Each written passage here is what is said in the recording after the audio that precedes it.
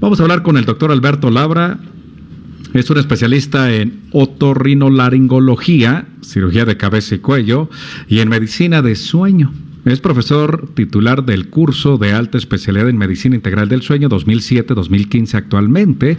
Es director médico del Instituto Mexicano de Medicina Integral de Sueño en la Ciudad de México. Vamos a hablar un poco del insomnio.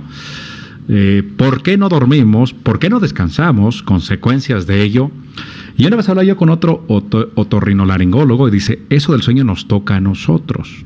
Lo que es la roncadera, pues como somos de nariz, de garganta, de oídos, pues nos toca a nosotros. Por eso Miriam contactó a este doctor para que nos haga el favor de platicar con nosotros en Radio Mojarra. Doctor Alberto, saludos, muy buenos días. Buenos días, muchas gracias por la invitación. Gracias, doctor. ¿Está usted aquí en Ciudad de México? Aquí en Ciudad de México, sí, exacto. Qué terrible es el tráfico en esta ciudad, ya hay muchos carros, doc. Sí, caray, ahorita desde la zona, vaya, para la gente que nos escucha y que conoce Ciudad de México, desde Ángeles de Pedregal, en el sur de la ciudad, hacia la Colonia del Valle, hicimos 45 minutos, una cosa terrible, cuando normalmente son 20, 25. Sí, que estamos... Pero bueno, ya estamos. A 10 kilómetros, yo creo que de distancia, o hasta menos. Sí, más o menos, no está tan lejos. El problema es que sí, el tráfico está terrible. Ajá. Fíjese que en la época de los 70, doctor, dicen que el tráfico promedio en la ciudad era de 60 kilómetros por hora. Hoy el tráfico promedio en la Ciudad de México es de 9 kilómetros por hora.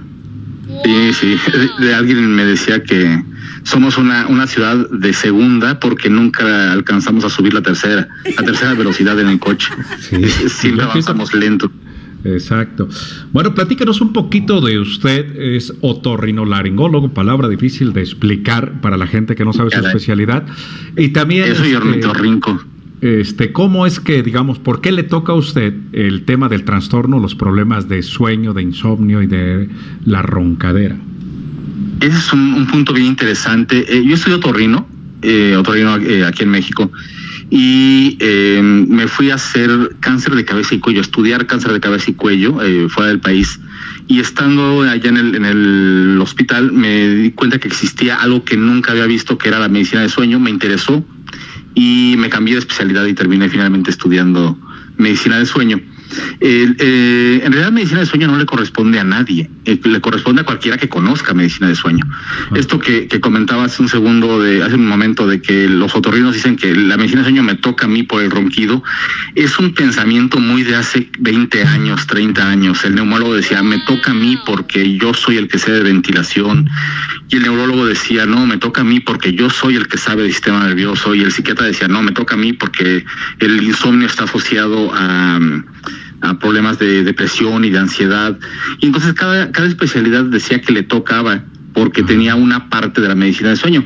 En realidad la medicina de sueño es muy robusta, muy robusta. Yo estudié medicina y después estudié la medicina de sueño, otorrino, y después estudié la especialidad de medicina de sueño. Y nos damos cuenta que en realidad es un mundo gigantesco, no le corresponde a nadie, le corresponde a quien sepa. A quien haya estudiado medicina de sueño, a esa persona le corresponde estudiar los problemas del dormir. Los otorrinos, desafortunadamente, y soy otorrino, desafortunadamente muchos nunca estudian nada de medicina de sueño, y entonces quieren operar a pacientes que no deberían de ser operados por ronquido o por apnea. Y es grave porque me ha tocado ver pacientes que ya fueron operados por ronquido, nunca les evaluaron si tenían algo peor o algo más de medicina de sueño, y sí, efectivamente quizás ya no ronquen, pero las cosas que podrían verdaderamente poner en riesgo la vida del paciente, ahí se quedan y no las manejan. Entonces, en realidad, medicina de sueño es un área gigantesca y que sigue creciendo, está en pleno auge en todo el mundo, eso afortunadamente, y México afortunadamente es un líder a nivel mundial en medicina de sueño.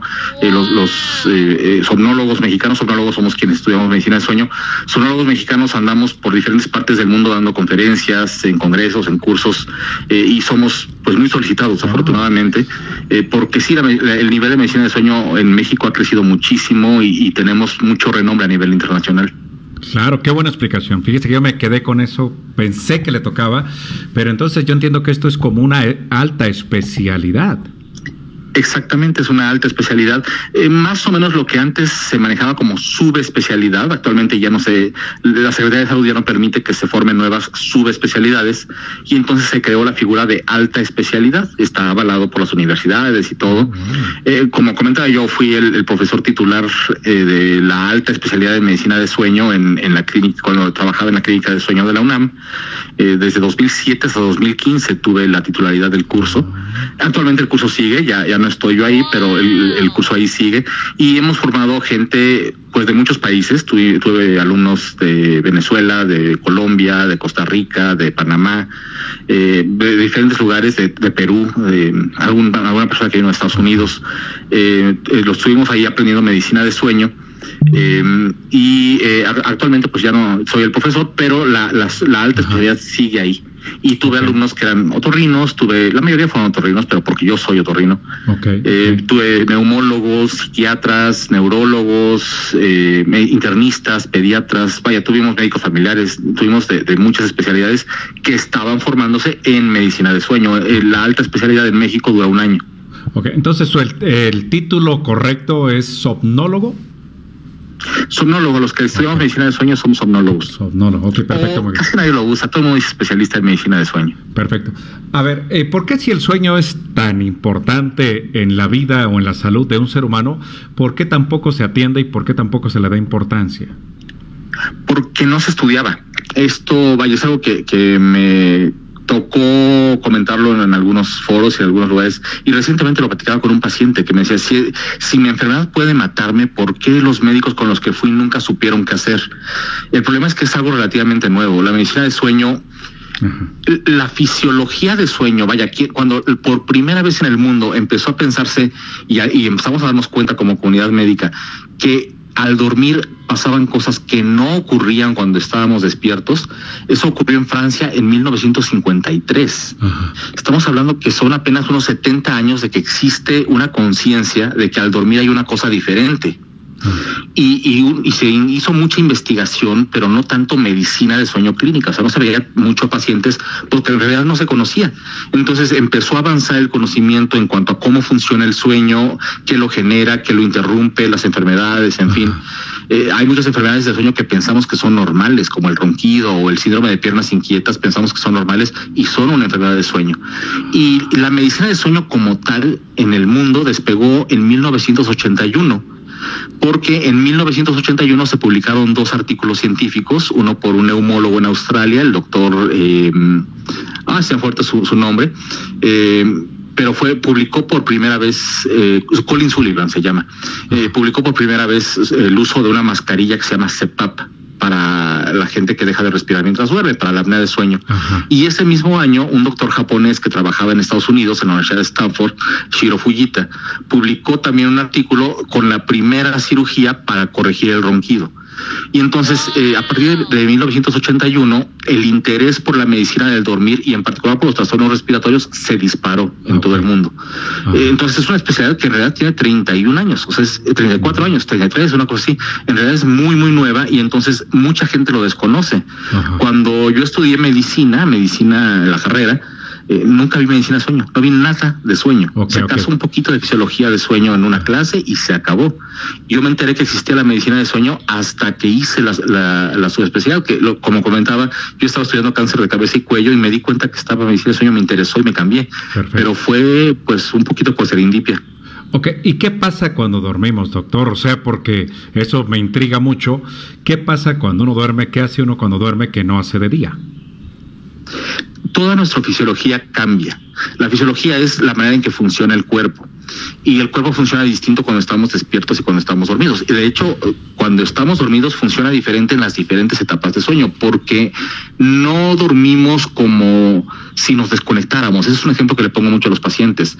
Al dormir no es que simplemente me desenchufo y en la mañana al despertar me enchufo otra vez. No. Cuando entramos a sueño, entramos a un proceso sumamente dinámico y muy, muy complejo. Hay muchas sustancias que se producen al dormir que no se producen cuando estamos despiertos. Y pongo un ejemplo que es muy práctico. Sabemos que los niños duermen mucho. Ajá. Un bebé recién nacido duerme unas 16, 17 horas. Es completamente normal. Y estamos acostumbrados a escuchar, tenemos que dormir 8 horas. No es cierto, porque entonces el bebé estaría teniendo menos sueño del que debería.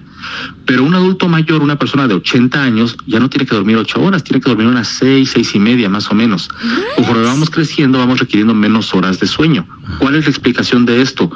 La hormona del crecimiento se produce únicamente cuando estamos dormidos. Y únicamente en una etapa que se conoce como N3 o sueño profundo. Solamente ahí producimos hormona del crecimiento. Por eso los niños necesitan dormir mucho más, porque están en la etapa en la que más requieren crecer.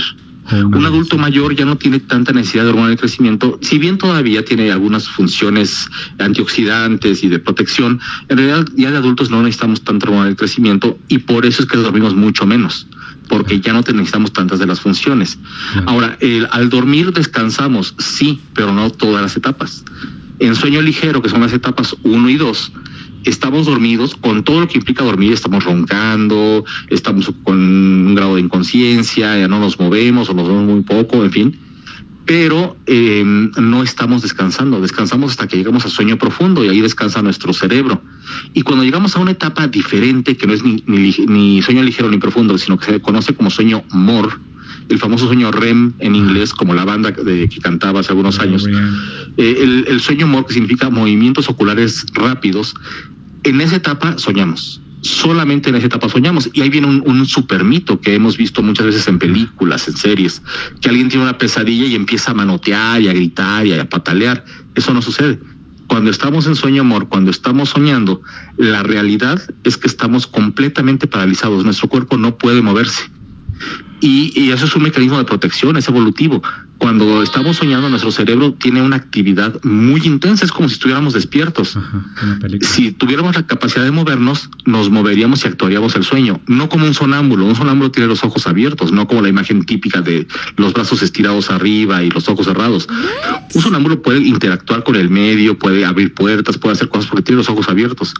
Cuando las personas están soñando y no pierden el tono muscular, es una enfermedad, se llama de hecho trastorno conductual de sueño MOR, actúan su sueño pero tienen los ojos cerrados y se levantan. Si sueñan que corren, se levantan y corren, sí, pero con los ojos cerrados, entonces chocan, se lastiman y cosas por el estilo.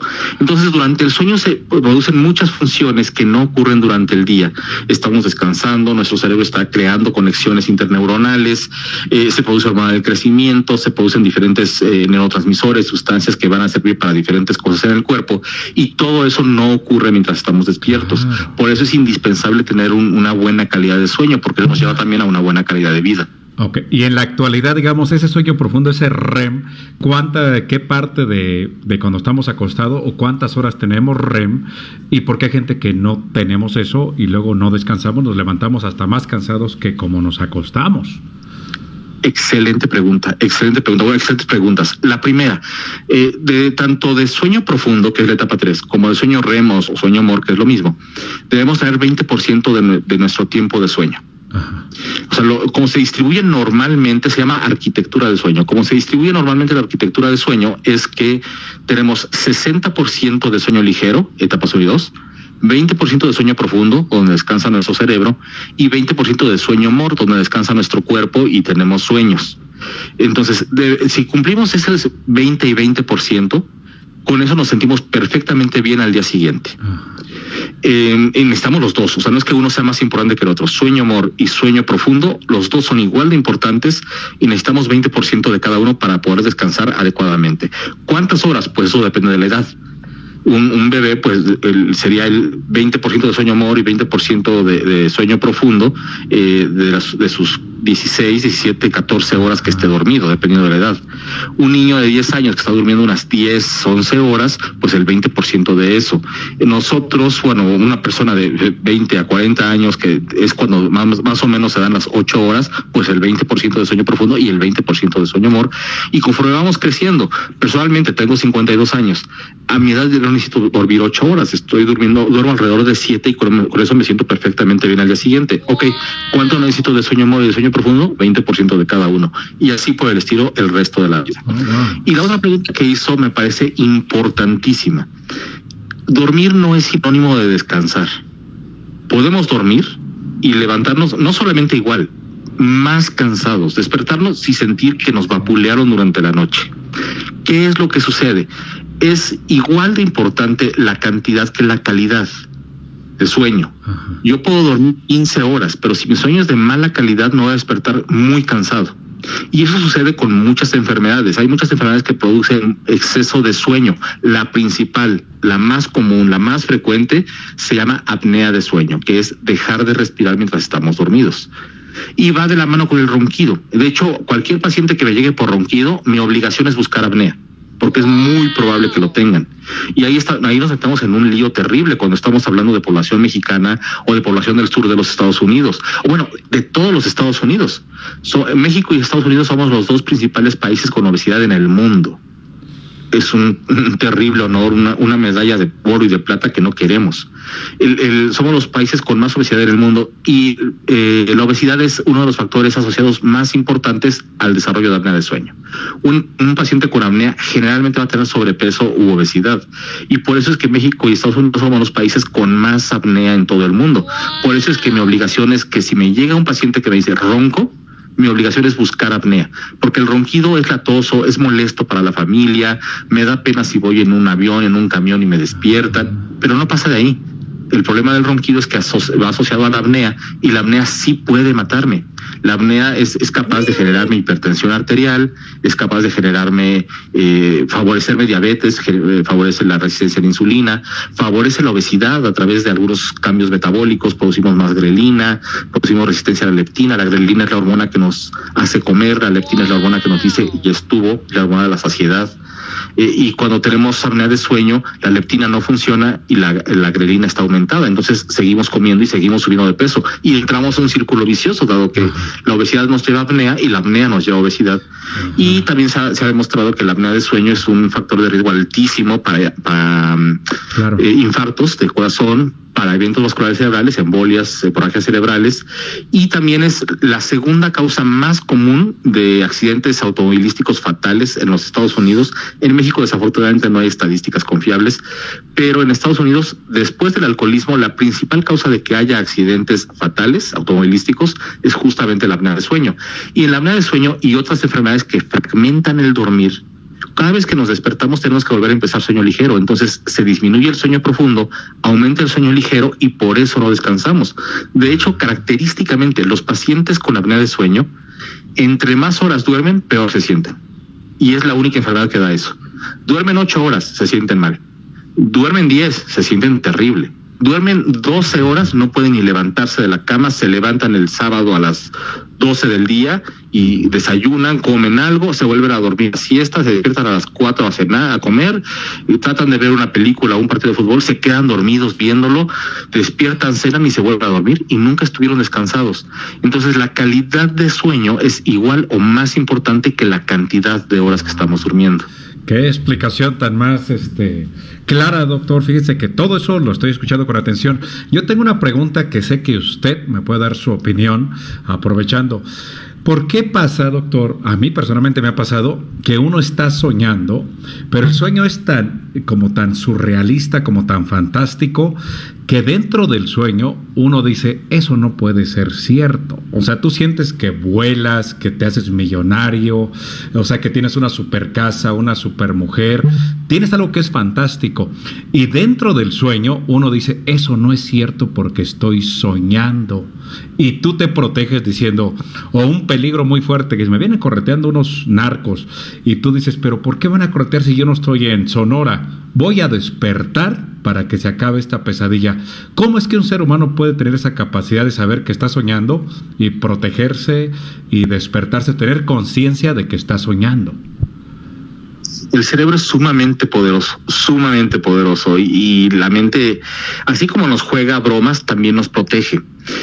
Tenemos la capacidad de detectar, sobre todo en las pesadillas. En los sueños placenteros tal vez cuesta un poco más trabajo, aunque también sucede. En las pesadillas es un poquito más fácil que el mismo cerebro, que nuestra propia mente, se dé cuenta de que lo que está viviendo es un sueño, de que las incongruencias que se pueden encontrar en ese sueño, en esa ensoñación en particular, no tienen sentido. y podemos aplicar un poquito de lógica. O sea, finalmente nuestro cerebro, cuando estamos soñando en sueño de movimientos oculares rápidos, en sueño amor, lo que comentaba hace un rato, la actividad cerebral es muy intensa, muy, muy, muy intensa. Si nosotros vemos un electroencefalograma de una persona despierta y después su mismo encefalograma en sueño amor, no podemos distinguirlos. Son prácticamente la misma cosa.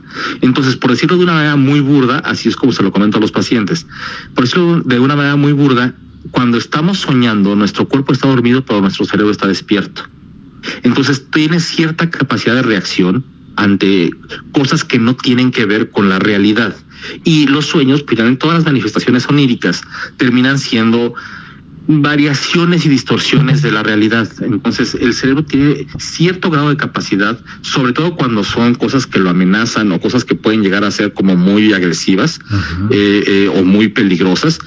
El cerebro tiene la capacidad de bloquearlas, y las bloquea justamente haciéndonos conscientes de que estamos soñando, y con eso o nos despertamos o cambiamos de sueño. Exacto. Wow, qué interesante.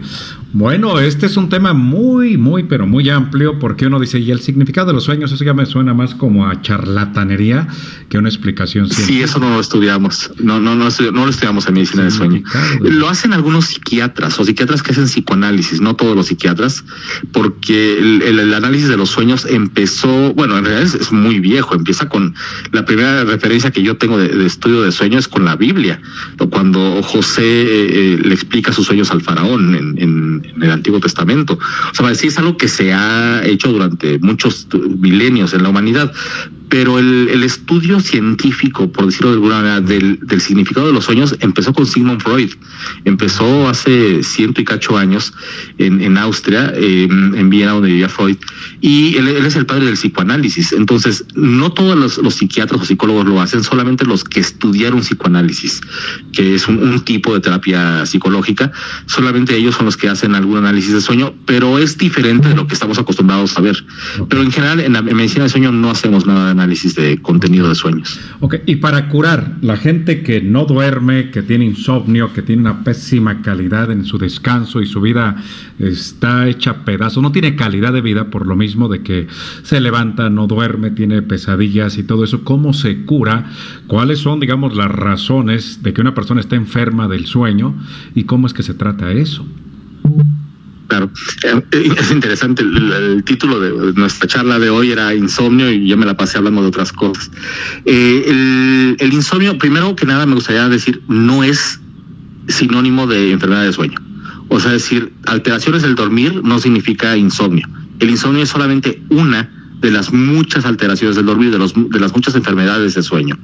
Y algunas se manifiestan con insomnio, otras no. Tenemos la narcolepsia, por ejemplo, que tiene cero insomnio. Es una enfermedad de sueño, pero ahí los pacientes están quedando dormidos en todos lados y no tienen insomnio para nada, y es una enfermedad de sueño. Hablábamos de la apnea, del ronquido, son trastornos de sueño, son alteraciones del dormir. Entonces, insomnio no es sinónimo de alteraciones de sueño, de enfermedad de sueño. Hay muchas otras, es solamente una. El insomnio es multifactorial, esto es, hay muchas cosas que intervienen en producir el insomnio. Y muchos son factores que tienen que ver con el paciente mismo, otros factores culturales, otros son factores ambientales. Hay muchas cosas que están relacionadas. Hay un modelo que ni siquiera es nuevo, publicado en 1987, se llama modelo de las 3P, que intenta explicarnos por qué nos da insomnio y por qué, si no hacemos algo, ese insomnio no se va a curar nunca. Comentario al margen: si alguien de los que nos están escuchando le recetaron pastillas para dormir de primera instancia como tratamiento del insomnio, quiero comentarles de una vez que su tratamiento está mal. No, las pastillas para dormir no son la primera línea de manejo del insomnio. Antes de eso tenemos que encontrar qué lo está provocando. Las pastillas para dormir tapan el problema, pero no lo corrigen. Las pastillas para dormir solamente son una tapadera, pero lo que tenemos que hacer en el tratamiento del insomnio es atacar el origen. Y ese origen lo encontramos a través de una buena historia clínica, de estudiar bien a nuestro paciente, de buscar por qué le dio insomnio. Entonces, el modelo de las 3P lo que hace es buscar factores predisponentes, la primera P, factores precipitantes, la segunda P, y factores perpetuantes, la tercera P. Entonces, alrededor de nosotros hay muchos factores que están ahí latentes y pueden ser, no sé, problemas de salud míos, de mi familia, que le diagnosticaron cáncer a un familiar, cosa terrible, que me quedé sin trabajo, que me está yendo mal en el trabajo, que me peleé con mi esposa, que mis hijos tienen algún problema en la escuela, en fin, mil cosas que están ahí, problemas de dinero, que están dándonos vueltas y curiosamente, pues todos en el mundo tenemos este tipo de problemas, todos tenemos problemas personales que tienen que ver con nuestro entorno y ahí están, todos esos son factores predisponentes. Yo no tengo insomnio, pero los factores ahí están, hasta que llega un gatillo, algo que lo dispara. Y lo mismo puede ser que tuve un accidente, que me llevé un susto, que me asaltaron, lo mismo que tengo cáncer o que le diagnosticaron cáncer a algún familiar, que me diagnosticaron diabetes y yo nunca pensé que fuera diabético, en fin, que me quedé sin trabajo otra vez o que me regañaron en la escuela, cualquier cosa que me estrese puede actuar como factor precipitante. Y entonces todos los factores predisponentes se convierten en factores perpetuantes. Si no corrijo todos esos factores, no hay manera de que se me quite el insomnio. ¿Puedo recetar pastillas para dormir? Sí, pero estoy tapando el problema, no lo estoy corrigiendo. El día que suspenda las pastillas, el insomnio me va a regresar exactamente igual. Y peor aún, las pastillas para dormir, el 90% tienen potencial adictivo.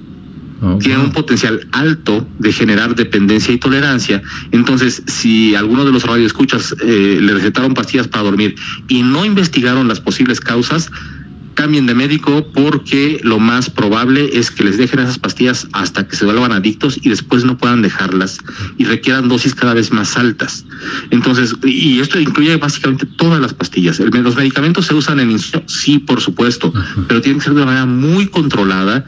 No hay muchos medicamentos que se pueden utilizar, entonces no cualquier paciente es candidato para cualquier medicamento, depende de sus factores predisponentes, precipitantes, y la manera de controlarlo, lo principal es tratamiento conductual. ¿A qué me refiero esto? Algo que se llama higiene de sueño. Esa es la primera línea de manejo del insomnio. Es corregir los factores. Exacto. Sí, los radioescuchas pueden encontrar la higiene de sueño en mi página de internet, albertolabra.com, es muy fácil. Entran a la página, hay una foto mía donde estoy operando y justo abajo hay un cuadrito que dice higiene de sueño. Entran ahí y van a encontrar higiene de sueño. Higiene de sueño son una serie de cambios de hábitos. Quitarnos los hábitos que nos perpetúan el insomnio y cambiarlos por hábitos que nos van a facilitar quitarnos el insomnio. Yo generalmente dejo medicamento al mismo tiempo para que esos cambios de hábitos no sean tan difíciles, porque sí, cambiar hábitos es complejo, cuesta trabajo. Hábitos de sueño, hábitos alimenticios, hábitos de lo que sea. Cambiar nuestros hábitos, sobre todo si están muy arraigados, cuesta mucho trabajo. Entonces lo que hago es dejarles una ayudadita con ciertos medicamentos que van a hacer que hacer los cambios de hábitos de higiene de sueño sean mucho más sencillos. Pero desde el principio le digo a los pacientes, el tratamiento es esto, la higiene de sueño. El medicamento es solamente una ayuda, es un empujoncito para que esto sea más fácil. Y yo les quito el medicamento a la brevedad posible. Si puedo al mes, máximo a 2 meses, es lo ideal. Y procuro dejar el medicamento el menor tiempo posible. Higiene de sueño, cosas muy básicas. ¿A qué me refiero? No usar la cama para otra cosa que no sea dormir, por ejemplo. ¿Por qué? ¿Qué es lo que pasa con eso? Cuando nosotros, sobre todo los adolescentes, pasa muchísimo, se llevan su laptop a la recámara, se la llevan a su cama y entonces trabajan, hacen su tarea, chatean por internet, tienen ahí Facebook, tienen WhatsApp, tienen Messenger, tienen TikTok, tienen Facebook, YouTube, tienen Instagram, una cantidad tremenda de opciones para estar en contacto con otras personas, y lo hacen en su cama porque no tienen que levantarse. Y llega la hora de comer y se llevan la comida a su cama. Y llega la hora de ver la tele y simplemente cierran su compu y tienen el control remoto, ni siquiera se levantan, y prenden la tele y ven una película, ver una serie, ven lo que tengan que ver. Y hacen básicamente lo que sea en cama. Y el cerebro empieza a acostumbrarse a que la cama es un lugar para hacer cualquier cosa, incluyendo dormir. Y tenemos que entender, nuestro cerebro tiene que entender que la cama es un lugar para dormir y actividad sexual. Punto, ninguna otra cosa. Entonces, uno de los puntos de higiene de sueño es no estar despierto en cama. Pero es que estoy muy cansado y no descansé anoche, me siento muy mal, necesito reponer lo que no dormí anoche. No, ojo, si tomo una siesta, y es otro punto de higiene de sueño, si me voy a la cama y tomo una siesta durante el día, no estoy reponiendo lo que perdí anoche. Lo que perdí anoche ya lo perdí y no lo voy a recuperar jamás en mi vida. lo que estoy haciendo es robarle horas de sueño al día siguiente. Entonces, no es que la siesta sea inherente mala. En narcolépticos les recetamos siesta como parte de su tratamiento. Hay lugares que culturalmente toman siesta, el sur de España, Andalucía, el sudeste de México, la zona de la península de Yucatán. Por tradición se toma siesta y es una cuestión enteramente cultural. Perfecto, si no tengo insomnio puedo tomar siesta, no pasa nada. Pero si tengo insomnio, la siesta está absolutamente prohibida, porque lo que estoy haciendo es robarle horas a mi sueño del día siguiente, no recuperar las horas que no dormí la noche previa. Entonces ese es otro punto de la higiene del sueño. Otro punto de la higiene del sueño, no tener relojes en la recámara. ¿Por qué no tener relojes en la recámara? Vaya, no enterarnos de la hora en toda la noche. Me tocó una paciente que le dije, bueno, no vean la hora en toda la noche. Me dijo, ok, regresó al mes para ver cómo iba. Y le pregunté, ¿y cómo va con lo de los relojes? No, ya no hago relojes, saqué todos. Pasan 3 segundos, me dijo, bueno, ya si quiero saber la hora, le pregunto a Alexa. Yo, señora, no, por favor, no se tiene que enterar de la hora en toda la noche. El punto no es el reloj, el punto es la hora. ¿Por qué? Cada vez que vemos que tenemos insomnio y nos volteamos a ver el reloj, lo que hacemos es generar ansiedad.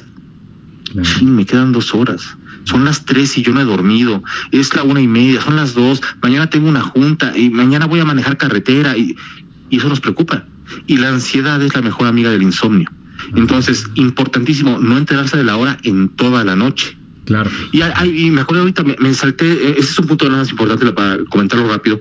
Me salté un punto que es trascendental.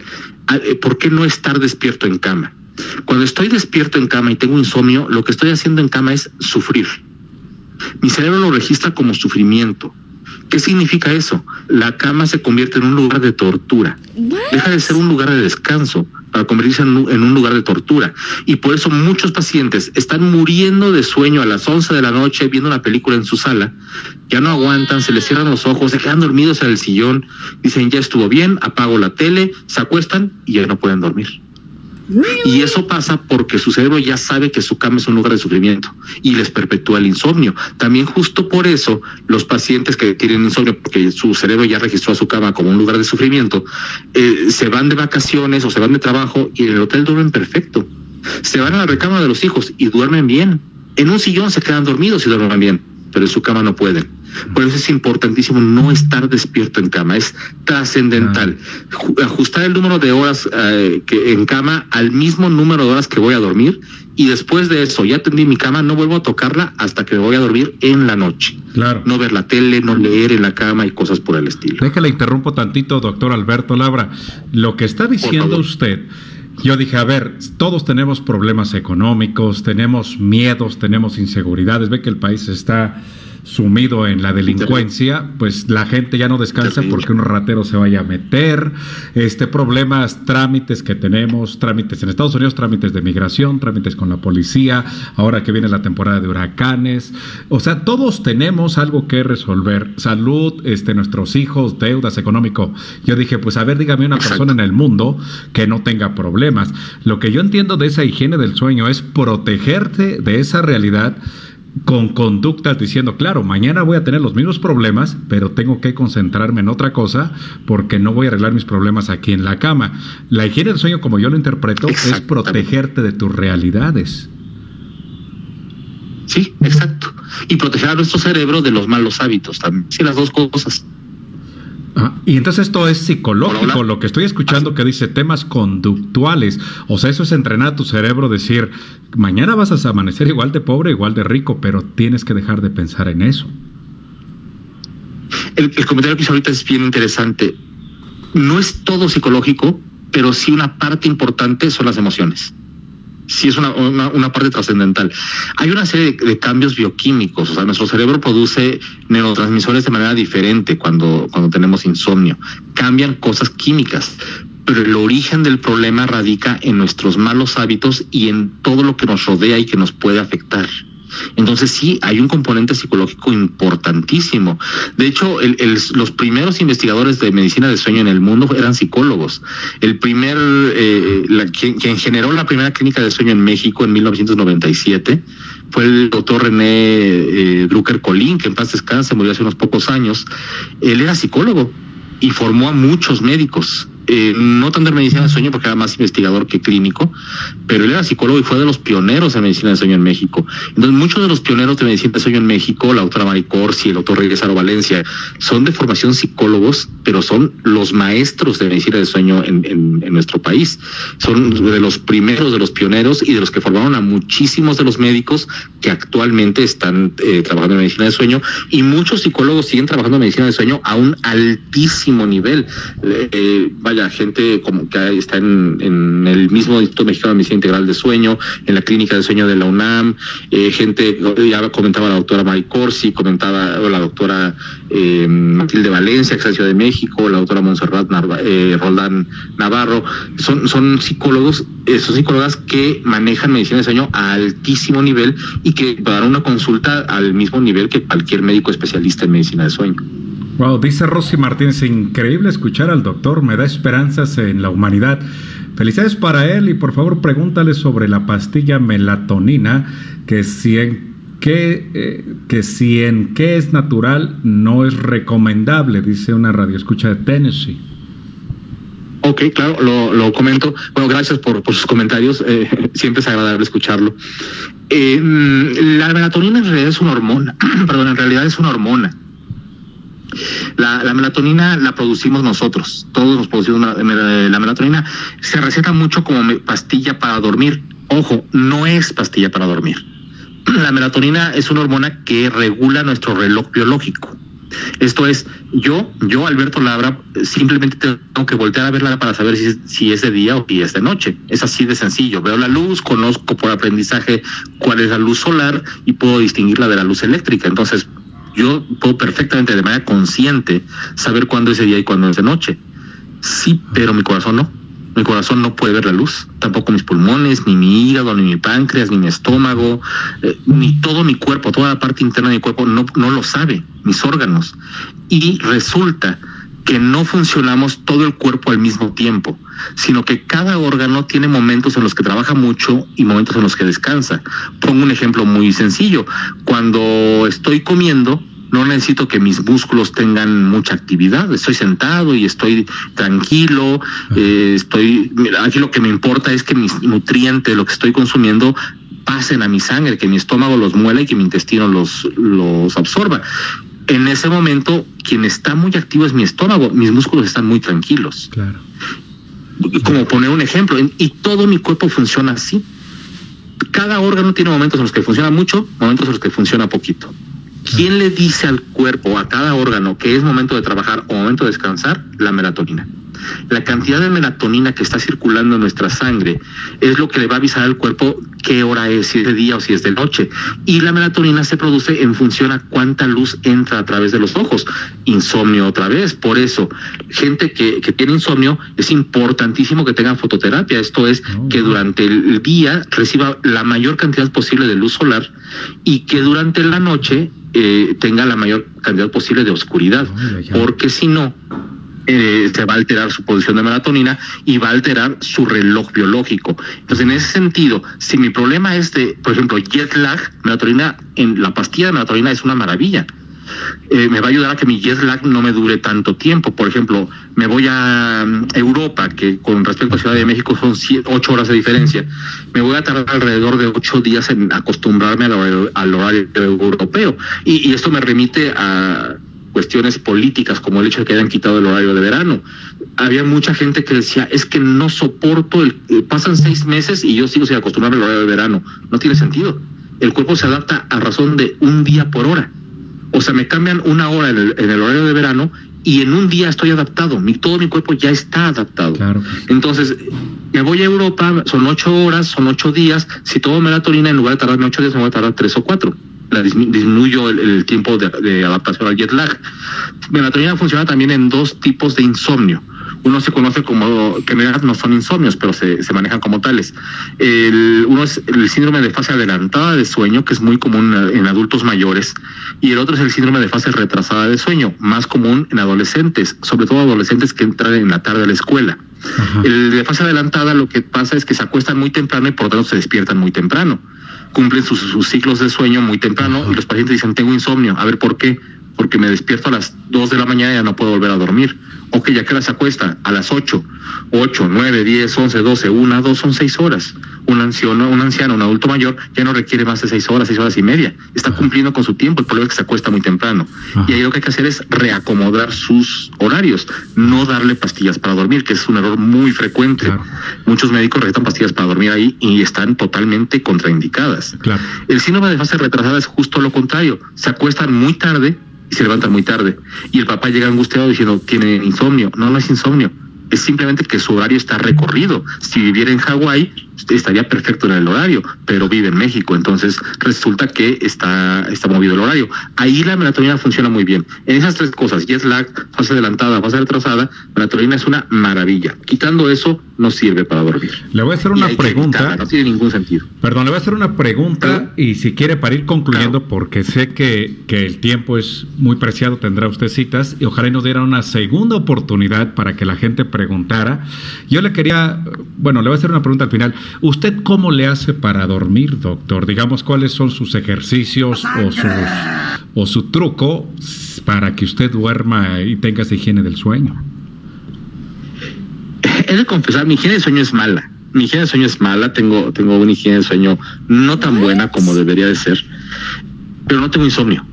Ese es un punto bien importante.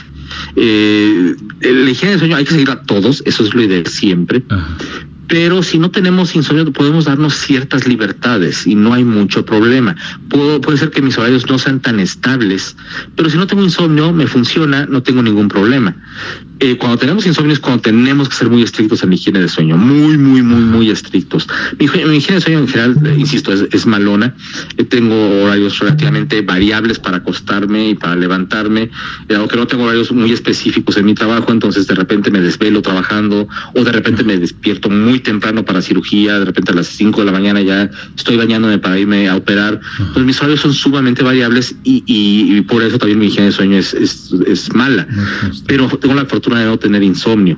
En donde está en la página de higiene de sueño, ahí en mi página, si terminan la página de higiene de sueño, siguen un poquito hacia abajo, hay una foto de un bebé durmiendo y después hay otra sección que dice rutina de sueño.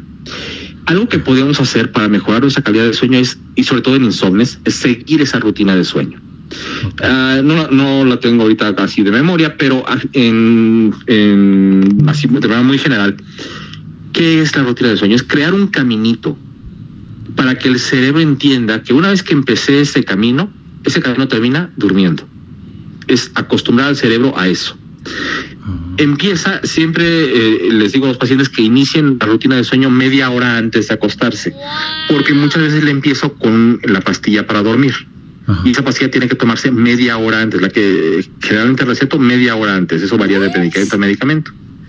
Entonces, media hora antes e inmediatamente después empezar a apagar luces. Decía hace un rato, oscuridad es necesaria en la noche, es indispensable. Recibir mucha luz de la computadora, de la tele, de los focos, de donde sea, va a decirle a mi cerebro que es de día. Y entonces eso nos va a alterar la producción de melatonina y el cuerpo va a pensar que es de día. Entonces, empezar a apagar las luces, que ya no van a ser necesarias. Termino de apagar las luces, perfecto, me voy a tomar un baño. No es para estar limpio, no quiero enjabonarme, no me enjabono, no pasa nada. Un baño a temperatura agradable, eso depende de cada quien. Si me gusta el agua caliente, tibia, no fría porque eso me activa. La idea es que sea tibia o caliente para respirar el vapor, respirar profundo y empezar a sacar todas esas cosas que no voy a poder resolver, lo que comentaba hace un ratito. Todo eso va para afuera. Y lo que le digo a mis pacientes es que se vaya con el agua hacia la coladera. Todo problema que no pude resolver en el día, tampoco voy a resolverlo en la noche. Entonces, vamos a lavarlos. Que se vayan por la coladera y ya mañana los retomaré, ya mañana veré qué hago. Y retomaré el problema y tal vez ser más lúcido para resolverlo. Y después de tomar el baño, vaya respirando profundo, que nos dé como un masajito las gotas de agua. No hay que enjabonarse si no quieren, no hay que lavarse el cabello si no quieren. Es simplemente el masaje en toda la parte, desde la nuca hasta los talones. Después de eso, secarse con toda la calma del mundo, con la menor luz posible, y después hacer unos ejercicios. Lo que yo recomiendo generalmente es algo que se llama relajación progresiva de Jacobson, que pueden encontrarla también ahí en esa sección. De hecho, es un hiperlink que los lleva a un video guiado, que es muy sencilla, es simplemente ir respirando profundo, poniendo tensos ciertos músculos, de manera progresiva, tensos y relajados, y al terminar eso, ya voy a la cama. Y entonces empieza la rutina de sueño y mi cerebro se va a acostumbrar después de unos cuantos días a que una vez que empieza y después de la relajación progresiva de Jacobson, lo que sigue es dormir. Punto importante, por favor, no revisen celular en la cama, no vean la tele en la cama, no lean en la cama, no recen en la cama, no mediten en la cama.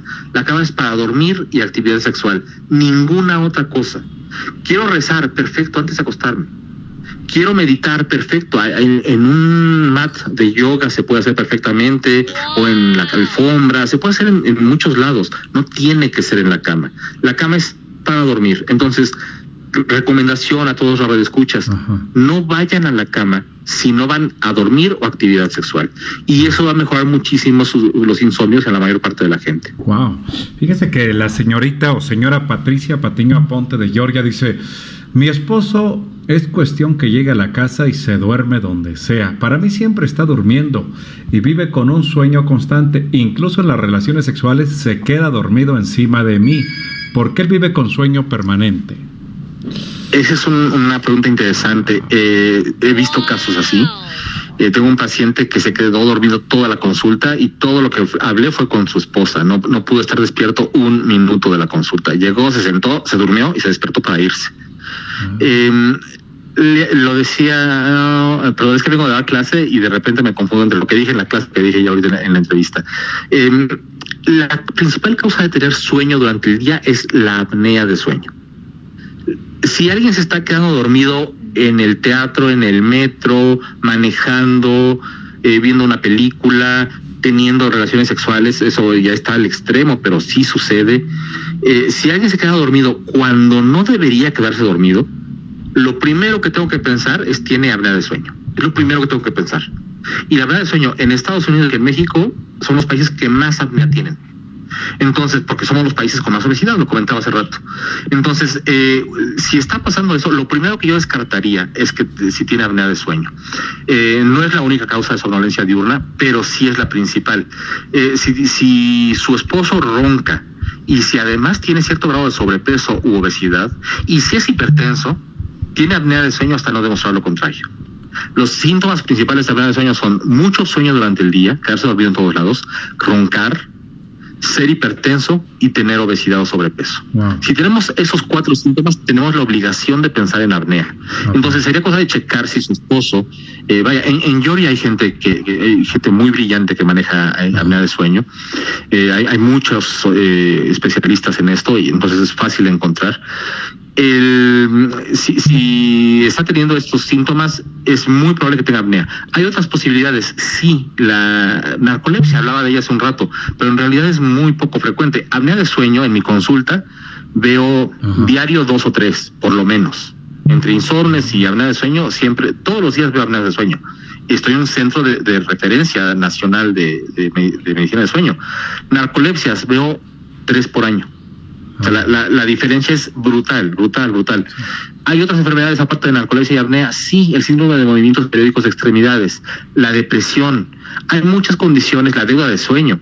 Hay muchas condiciones que pueden generar somnolencia diurna. La principal es la apnea y por eso siempre hay que descartarla. Entonces, si está pasando eso con su esposo y si tiene esos otros 3 datos, el sobrepeso u obesidad, el hecho de que sea hipertenso y que ronque, es muy probable que tenga apnea de sueño y el tratamiento de primera instancia sería una máquina que mete aire a presión a través de la nariz de una mascarilla puede ser nariz y boca, que se llama CPAP en inglés, o puede ser BiPAP. Hay diferentes tipos, dependerá de la valoración que se haga en su momento. Ay, fíjese que aquí me está diciendo, mi esposo es gerente del Publix, que es como una Aurrera, un Walmart.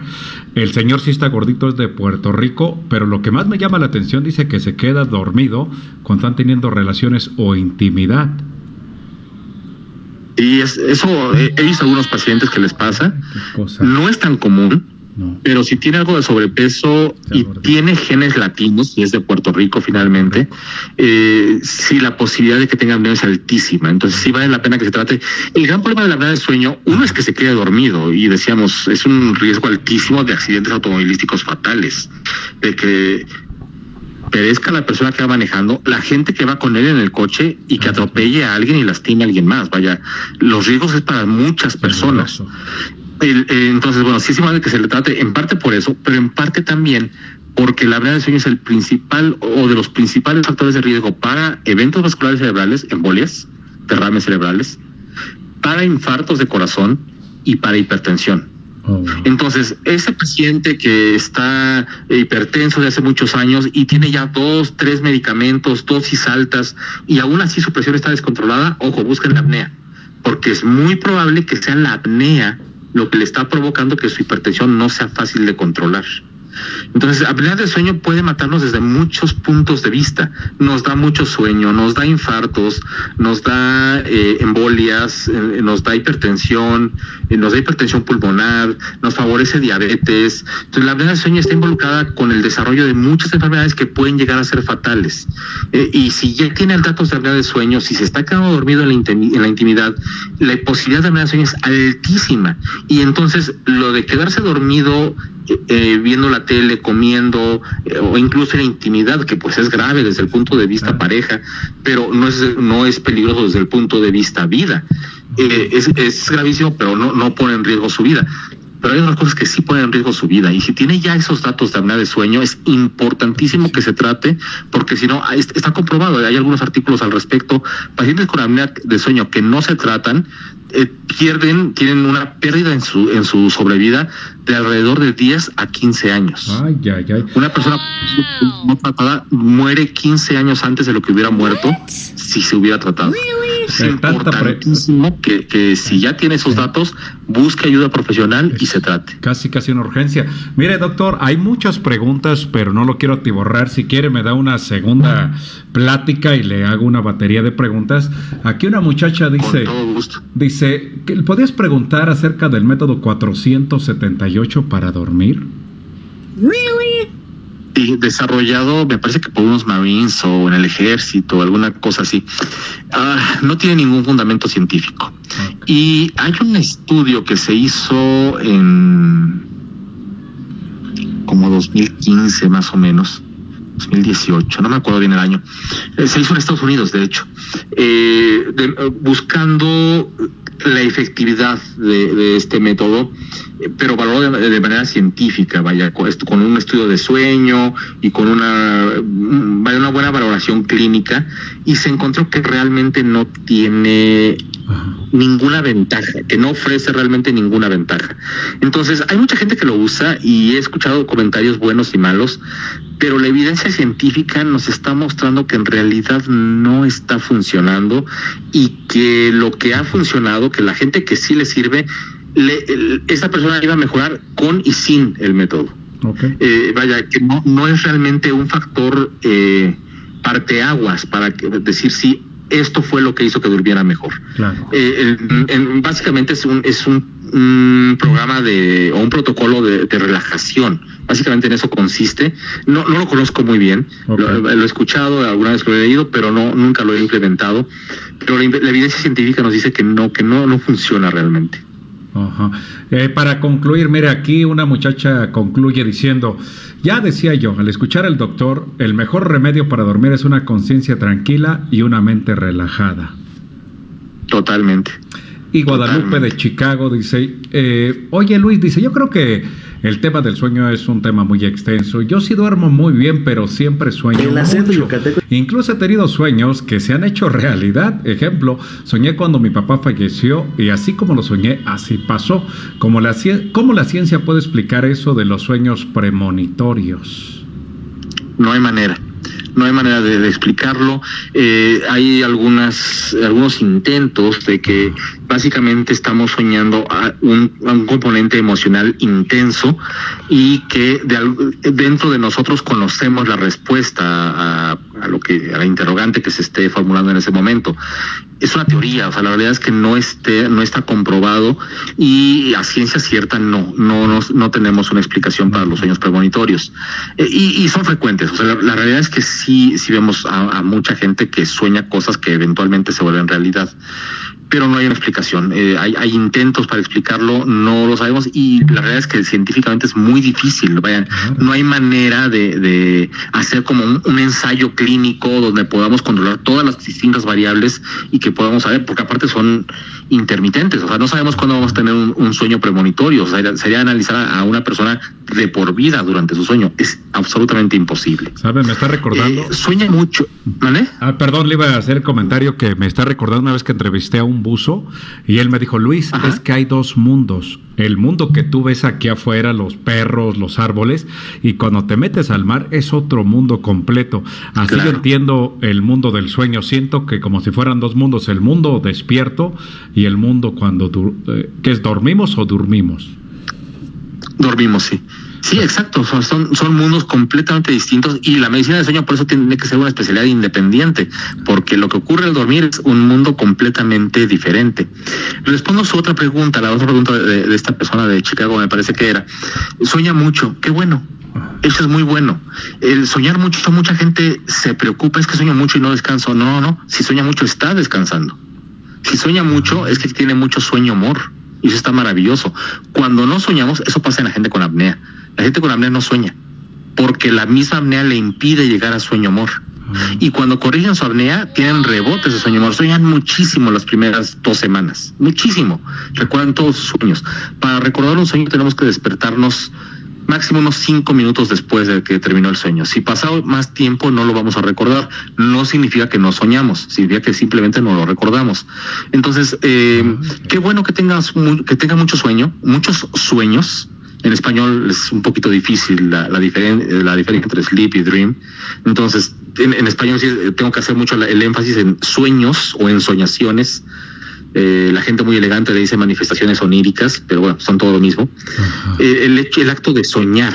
Qué bueno que lo esté haciendo, porque eso significa que tiene mucho sueño-humor, y sueño-humor es una etapa importantísima para el desarrollo y para que el cuerpo esté en un buen estado. Ayuda mucho al sistema inmune, produce neurotransmisores. No es qué bueno que esté soñando, eso significa que su sueño está siendo de buena calidad, por lo menos que tu sueño-humor está íntegro. Y faltaría checar cómo está el sueño profundo, pero si tiene buen sueño-humor y se siente bien al día siguiente, no tiene sueño durante el día, su sueño es de muy buena calidad. Un radioescucha que no quiere que diga su nombre dice, ¿y qué pasa, Luis, cuando uno apenas se está quedando dormido y vente unos brincototes como de medio metro, como que uno se va a caer? Puede ser normal cuando pasa ocasionalmente. Si pasa ocasionalmente, nuestros músculos tienen contracciones que hacen que demos estos brincos. Si pasa de manera regular, tenemos que evaluar la segunda causa más frecuente de somnolencia diurna, que es, lo comenté hace rato, el síndrome de movimientos periódicos de extremidades, que en español se confunde mucho con el síndrome de piernas inquietas, el restless leg syndrome. El síndrome de piernas inquietas, la gente siempre piensa que la gente mueve mucho las piernas. No, síndrome de piernas inquietas es una cosa completamente diferente.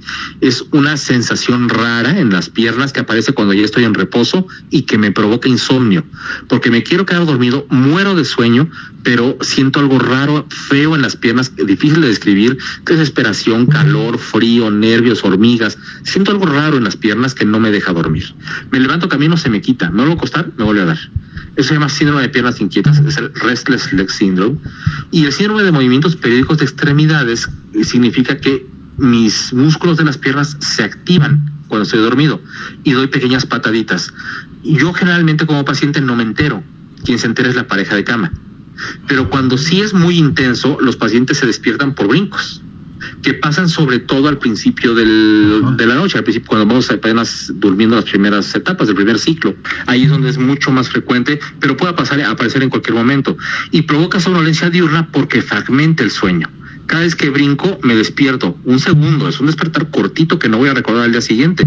Pero a estos pacientes no es raro que les hacemos un estudio de sueño y encontramos que tuvieron, no sé, 50, 70 despertares por hora. No es nada raro encontrar eso. Se despiertan cada minuto. ¿Cómo no van a estar cansados si no descansaron realmente?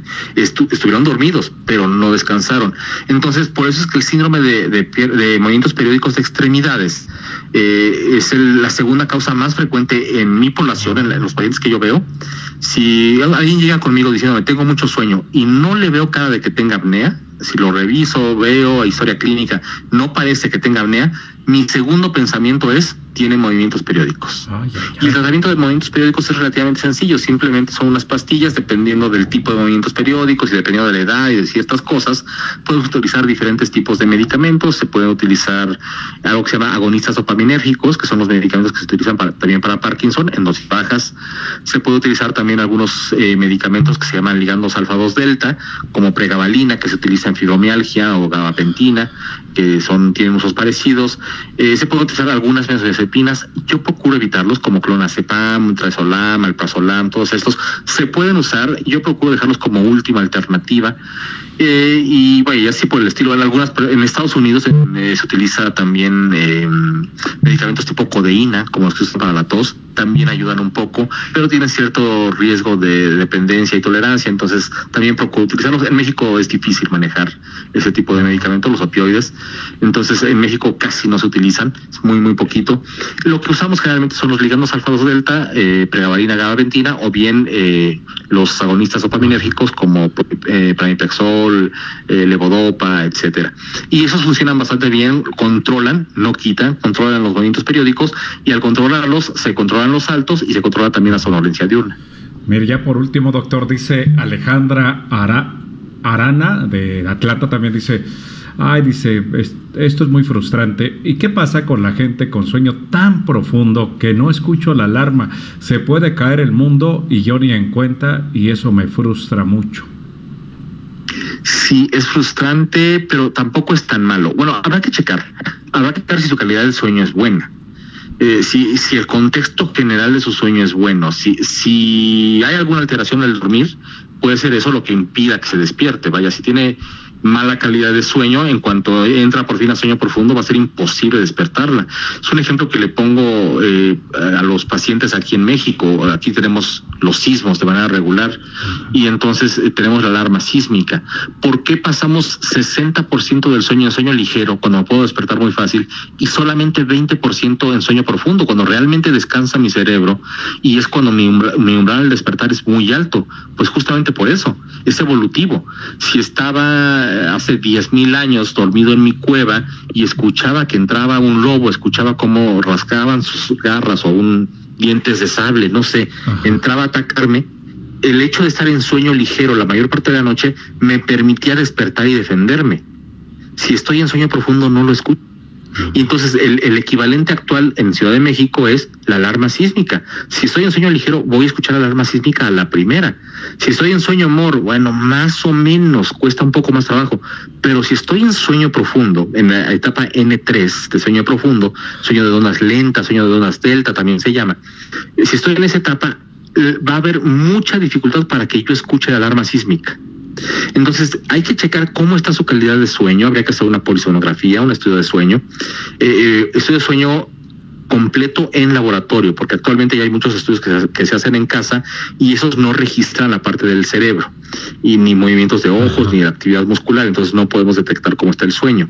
Entonces en algún centro de sueño checar cómo está su calidad de sueño. Si su sueño es de buena calidad y se siente bien durante el día, en realidad no tiene que frustrarse. Habrá que tomar medidas en el sentido de que, su etapa 3 es muy intensa y cuesta trabajo. Habrá que tomar medidas como poner doble o triple alarma, como tener agua cerca de su cama todo el tiempo. Entonces, en cuanto suena la primera alarma, no la escuchó, suena la segunda, medio despierta, echarse agua en la cara. Y eso va a ayudar a que despierte más fácilmente. Levantarse a la brevedad, no quedarse en cama, porque se va a volver a dormir de inmediato, eso es seguro. Entonces, tomar esas pequeñas medidas generales va a ayudar a que esa frustración se quite. Pero en general, que no se preocupe. En realidad es qué bueno que está durmiendo profundo. Si se siente bien durante el día, su sueño está siendo de buena calidad. Muy bien.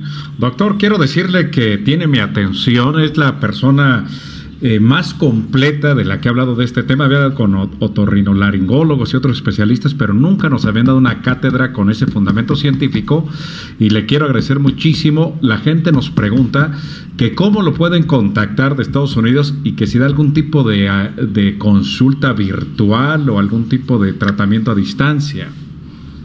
Sí, tengo varios pacientes en Estados Unidos y en Sudamérica, en Centroamérica. Tengo por ahí algunos pacientes en España y tengo algún paciente en Israel. Hago consultas, puedo hacer videoconsultas por videollamada.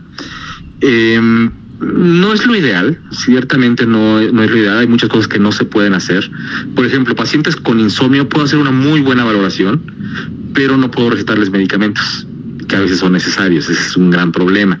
Puedo manejar su insomnio, encontrar lo que está mal, tratar de corregirlo, implementar higiene de sueño de manera personalizada. Se puede hacer sin problemas. El problema es cuando necesitamos algún medicamento. Es el único problema. Y eso pasa incluso si son aquí de México, de algún otro estado. En el caso de la apnea de sueño, puedo perfectamente valorar pacientes, pero nos vamos a quedar con una gran duda, que es la exploración física.